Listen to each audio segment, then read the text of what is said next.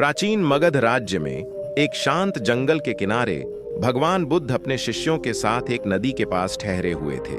हर सुबह बुद्ध नंगे पैर गांव में भिक्षा लेने जाते थे। ग्रामीण श्रद्धा से उन्हें मिट्टी के साधारण कटोरों में भोजन अर्पित करते थे। एक दिन धनिका नामक एक धनी व्यापारी अपने विशाल महल से यह सब देख रहा था। पास सब कुछ था, सोना, धन दौलत और शक्ति, परंतु वह कभी सच में खुश नहीं था।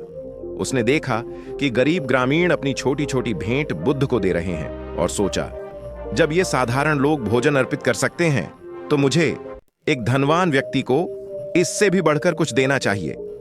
अगली सुबह धनिका ने अपने सेवकों को आदेश दिया कि वे सबसे सुंदर स्वर्ण कटोरा बनाएं जिसमें अनमोल रत्न जड़े हों। उसने उस कटोरे को स्वादिष्ट व्यंजनों से भर दिया और उत्सुकता से बुद्ध के आने की प्रतीक्षा करने लगा। जब बुद्ध गांव में पहुंचे तो धनिका आगे बढ़ा और गर्व से वह स्वर्ण कटोरा उनके सामने प्रस्तुत किया। महान गुरु, धनिका बोला, कृपया मेरी विनम्र भेंट स्वीकार करें। आप जैसे पूजनीय व्यक्ति के लिए केवल कुछ अनमोल ही उपयुक्त हैं। बुद्ध ने मुस्कुराते हुए कटोरा लिया और धनिका को देखकर धीरे धीरे नदी की ओर बढ़े। व्यापारी उत्सुकतावश उनके पीछे पीछे चल पड़ा। बुद्ध नदी के किनारे बैठे और उन्होंने स्वर्ण कटोरे को ध्यान से देखा। फिर बिना किसी संकोच के उन्होंने उसे नदी में प्रवाहित कर दिया। धनिका चौंक गया। भगवान, आपने ऐसा क्यों किया? बुद्ध मुस्कुराए और बोले, सोने से भेंट की महत्ता नहीं बढ़ती।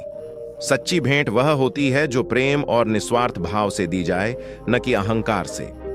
उसी क्षण एक गरीब किसान बुद्ध के पास आया। उसने श्रद्धा से अपने मिट्टी के कटोरे में रखा साधारण चावल अर्पित किया। बुद्ध ने प्रेम पूर्वक कटोरा ग्रहण किया और किसान को आशीर्वाद दिया। धनिका को अपनी गलती का एहसास हुआ।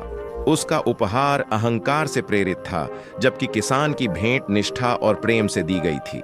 व्यापारी बुद्ध के चरणों में गिर पड़ा और विनम्रता से बोला, अब मैं समझ गया, सच्चा धन सोने में नहीं बल्कि दयालु हृदय में होता है। उस दिन के बाद धनिका ने अपने अभिमान को त्याग दिया और गरीबों की सहायता करने लगा। अब वह सोना नहीं बल्कि स्नेह और करुणा बांटता था।